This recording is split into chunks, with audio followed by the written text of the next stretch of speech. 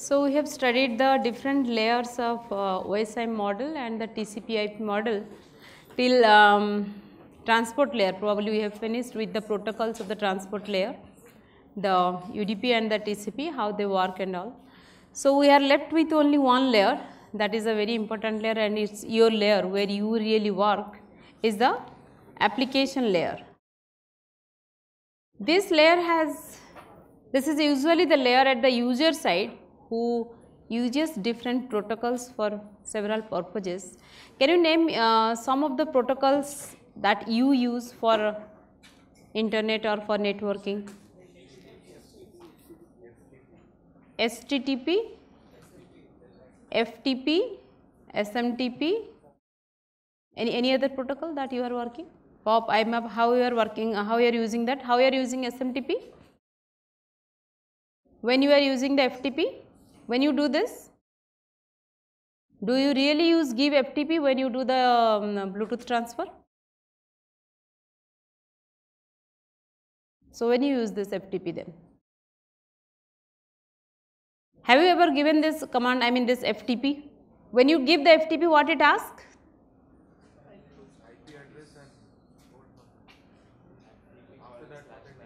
Does it ask for any login, right? That means you have to authenticate that you are accessing a server and from which you want to transfer the file, right? And HTTP, do you use this? You use HTTPS, right? What is the difference between HTTPS and HTTP? Okay. Do you use this one? www? Do you say this as a protocol? You do not say this as a protocol? Check it. Do you use telnet? How you use this telnet? Do you say this as an application layer protocol? Check all this. Anything that you are saying that you are using to have the internet, whether they are the protocols, application layer protocols or not, you check that. Have you ever used something like csc.nitrkl.ac.in? Have you ever used this? What is this? You have never used this? This is what? Who said this DNS? What do you mean by DNS? Domain name. Why you need this?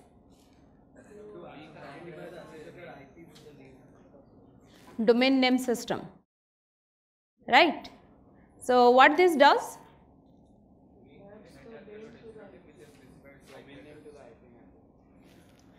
Let us say in my department I have a server, I have a node, I have a system, I say that the name of the server is Ganga, right? I want to access this. So, how do I do this? It is easier for me to remember a server. Let us say you have a server whose name is Ganga. How is it to remember Ganga as a server or 192.168.40.38 is the name of the server? Which one you will prefer? Obviously the name, right? Because we are used to the naming system, but actually this is a host having this IP address which is unique, right? So, if Ganga is the server in NIT RKL, the same Ganga can be a server in IIT Bombay, right? Can it be or not? So, what is the difference between how you identify these two then? You say Ganga.nitrkl.ac.in. You say Ganga.iitb.ac.in. Possible? That means you may use the same name to different hosts, but when you actually identify them, you give a proper naming, a full name or full address to the host to identify its location, and both have got different IP addresses, right? This can have a different IP, that can have a different IP.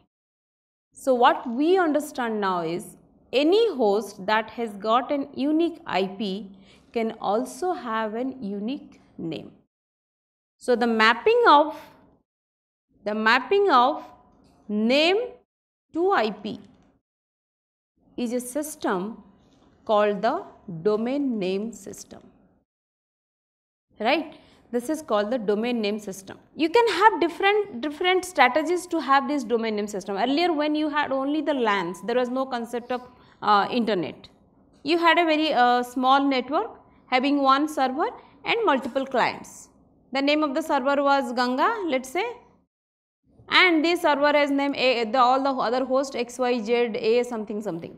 Every host has got a name, and you will find there is a file called host in every system, and when this file is open, you will find the list of the other host like X, Y, Z, Ganga, all this, and the address against each of these names.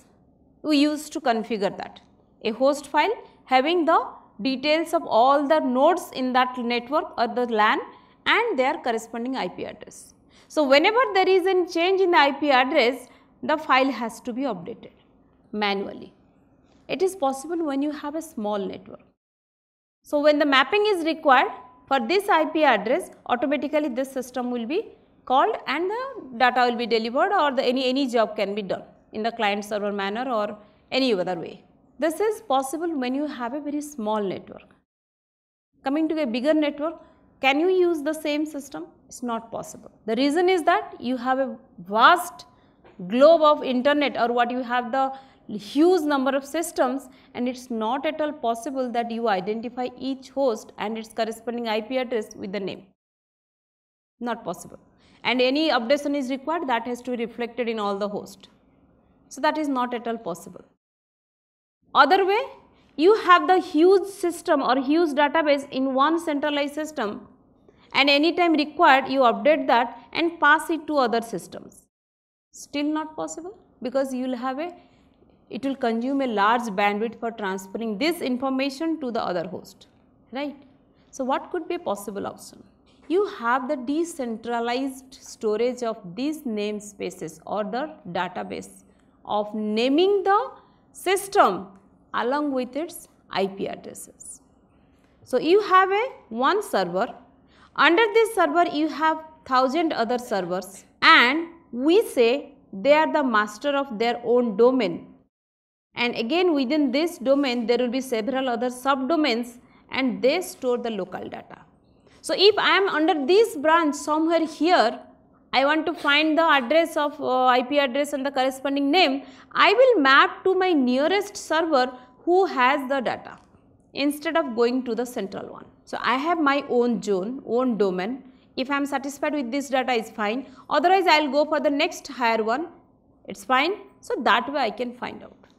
This is decentralizing the namespace or the names and their corresponding IP addresses and organizing them or mapping them. This is what is called your domain name system. Every host having a name and corresponding IP address, how they are mapped or how they are managed by the internet. So, what we say, there is a concept called namespace. There is a concept called namespace, and this namespace can be organized in two ways. One is in the flat structure, another is in the hierarchical structure. They can be organized. If it is flat, it is like having the same store. I have 5 servers, Ganga, Gangotri, whatever may be, all X, Y, Z, anything, they will have the flat structure, the namespace without having any structure. But coming to the hierarchical one, if I use this, I identify a particular namespace, then within the namespace I will have several other sub namespace, subdomains, zones, and the type of organization, everything. So, that is what we say a hierarchical namespace, or the other name, the domain namespace. The domain namespace. And when considering this domain namespace, this is usually it is stored in a root structure, tree structure, and this tree structure has got a root with several branches.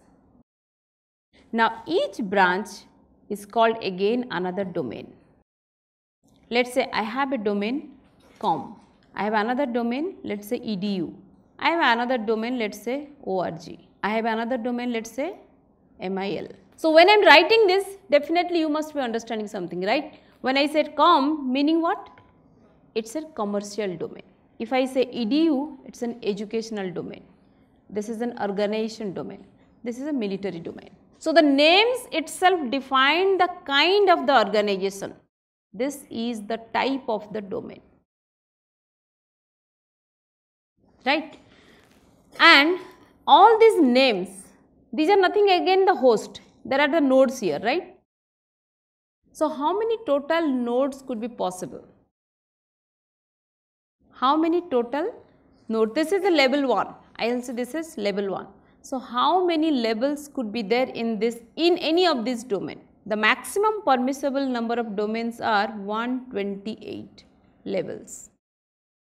That means you can have a name of any node with 128 level. Level means what? Again a name. And this name are separated by a dot. Every name is separated by a dot, and when you say this, you are identifying the levels. And usually this is written in terms of starting from the lower or the most specific one to the most generic one. If I say CSE, csc.nitrkl.ac.in, right. So, the most specific is the department, CSE department. Being brought to that, NIT Rourkela, it is an academic institute inside India. So, you start with the very specific one to the very generalized one. That is how the names are given or the levels are identified while giving the namespace. And the root or the last one, the topmost has no label. So, what we say, this is usually identified with a dot. The actual address for any number that you are writing should end with a dot. That means you are reaching to the root. So, it should be csc.nitrkl.ac.in. That means you are at the root. And the name of the labels, like you say NIT Rourkela, you write CSE, you write ac.in, it should be maximum of 63 characters. Any label that you are giving for a particular level of organization or the namespace can have maximum 63 characters.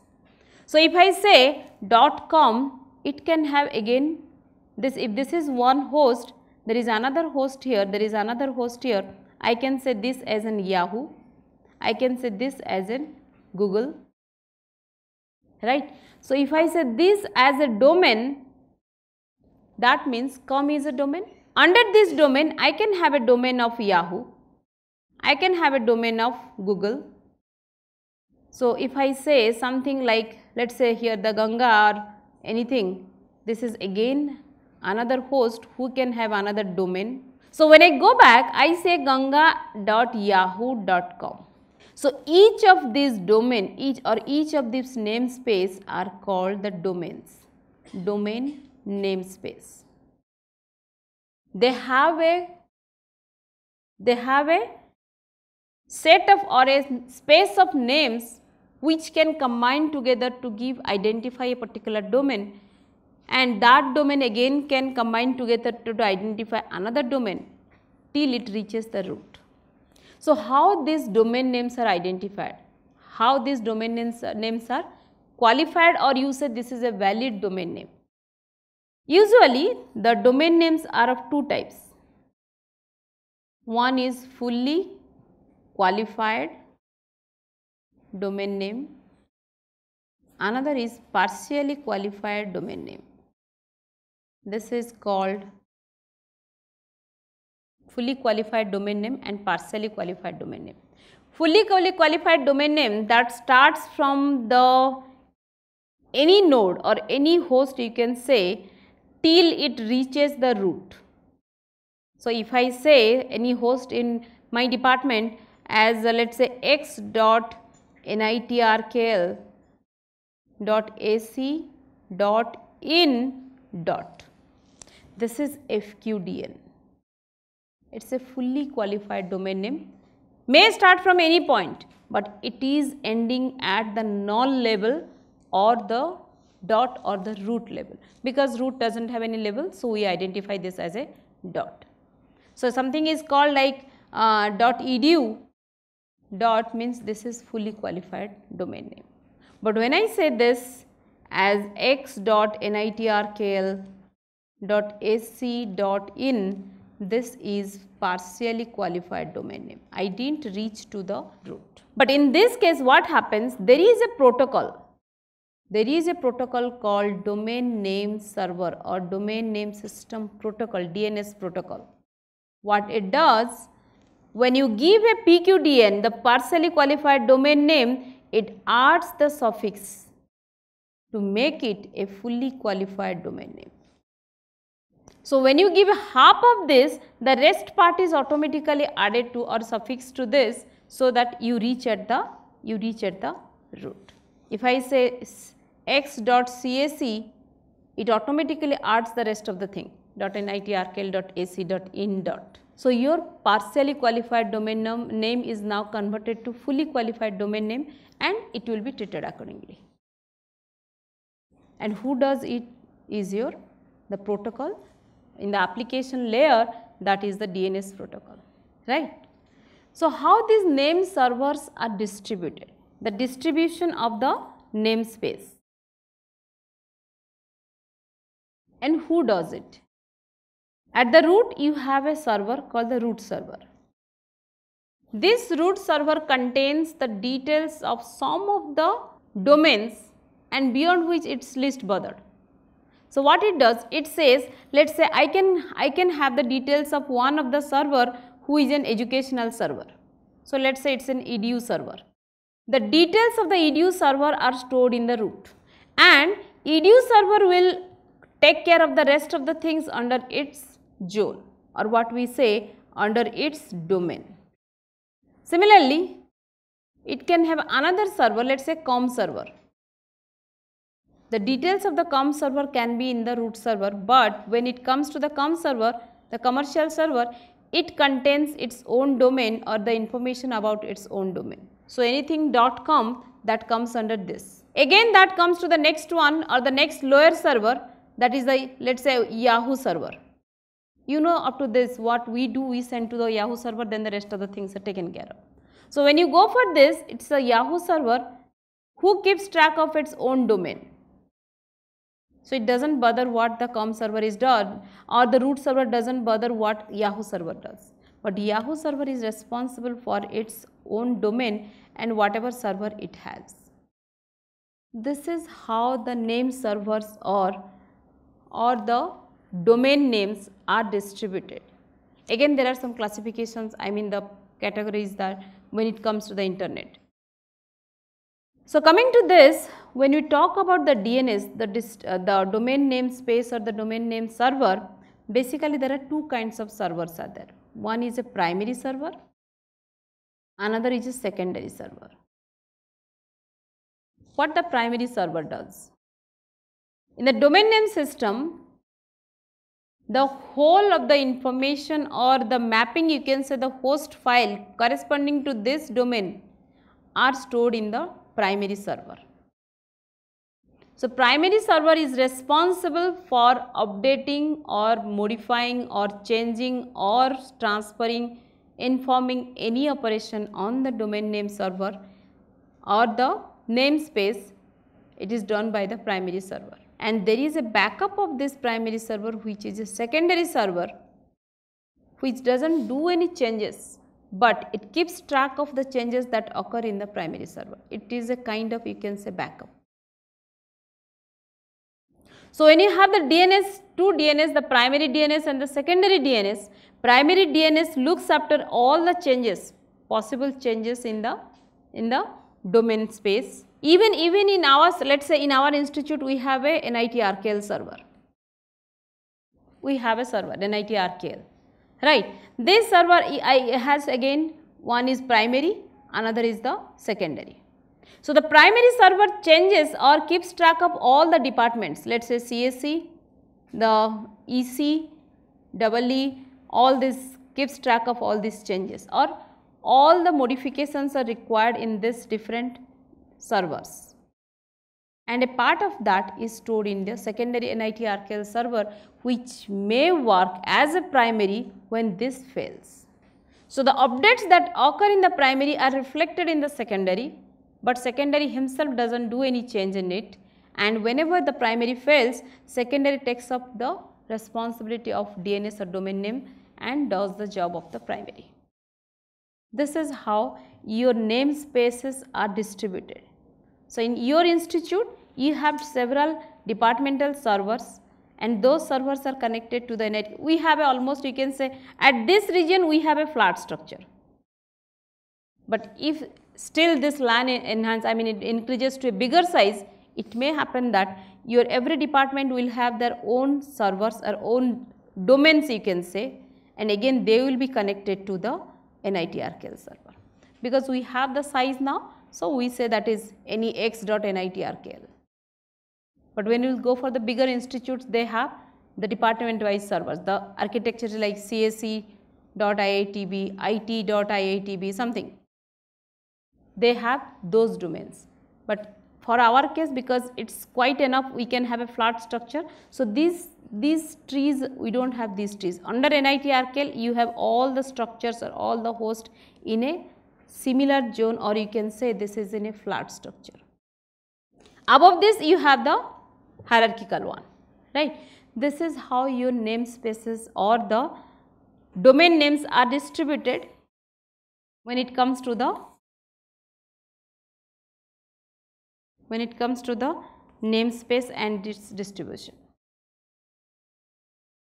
This is about when we are talking about a LAN or a small network, when you have different parts or the different organizations that way. Coming to the internet, DNS is again a protocol for the internet. How DNS works in the internet? You must have used many types of domains, several types of domains. So, all these domains are classified in the internet under a tree called the DNS tree, and this tree has got only 3 categories or 3 classifications. The first classification is a generic one. The first one is the generic one. Under this generic one, you have different servers like com server, the commercial one, commercial domain you can say. Now you talk about the domain, don't say the server and all. You are talking about the domain, the commercial domain, the educational domain, the government domains, any government organization they will have the .gov. Then there is any international organization, they will have a domain of INT. If it is a military organization, it will have the domain of MIL. If it is an organizational structure, it will have a domain of .org. Have you noticed all this? Many of this you are using, right? And they all come under the generic kind of organization or generic domains. Then another domain is country domain. So, your institute comes under which domain? Country domain, because at the end you write .in. So, you have, if you write this, it goes to the, if you write this, it goes to the India. So, several countries they will have their own domains. So, when it comes to India, the domain that comes under India has got several other again the subdomains.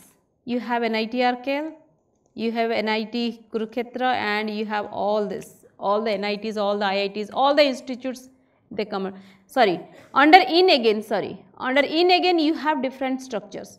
One is academic, right. When you go to academic, under academic domain you have got several academic institutes. Similarly, you have different other domains under in, that will have the different.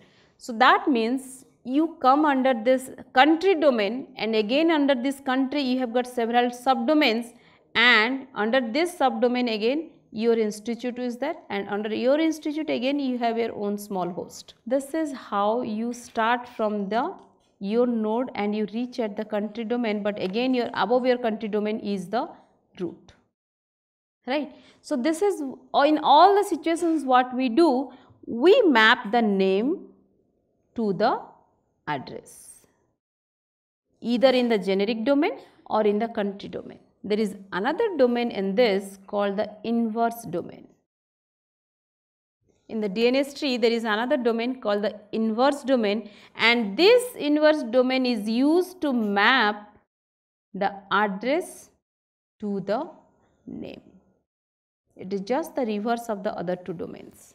So, either any organization that will be registered as a domain or as an organization, it has to either come under the generic one or under the country one, and then it can register under any country or any generic domains, that can be done. But the other way, if it knows only the address and it wants to have the name for it, then it has to go for the inverse domain. That is how your domain name space or the DNS server work, and the addresses and the names are mapped to each other. So, who does it? There is a protocol or an unit called the resolver, DNS resolver, and this DNS resolver resolves the mapping of the address to the names or vice versa. You give the name, your address will be reflected, or you give the address, your name will be reflected. Now, if you open your host file in your system, what you will find? IP and host name of which one? Only the local host and the local IP, right? The reason is you are not adding anything to that, and this resolving of the address and naming are done now dynamically. So, this part or this file has no more any importance. Earlier what you used to do, you have to add every host that is connected to the network has to be added into this, and nowadays this is automatically comes with your local host and your local IP. It is automatically created in the host file. Rest of the things are taken care of by the DNS server or the DNS protocol to map the any host and its IP addresses. And this resolver, you can just go through how the resolver maps it and does the mapping of the IP and the name, right. So, when you are using any protocol or any address or the any namespace, you must know whether you are using a generic one, the country one, or you are using a fully qualified one, the partially qualified one. If you are using partially qualified, who makes it the fully qualified, and how it is resolved, how the namespace starts from the most specific one to the most general one till it reaches the root. You give an address x.nitrkl, you see what happens. Does it take or not? If it takes, how the things are being done. If it does not take, what is the message you are getting, right. So, this is about your DNS protocol in the application layer.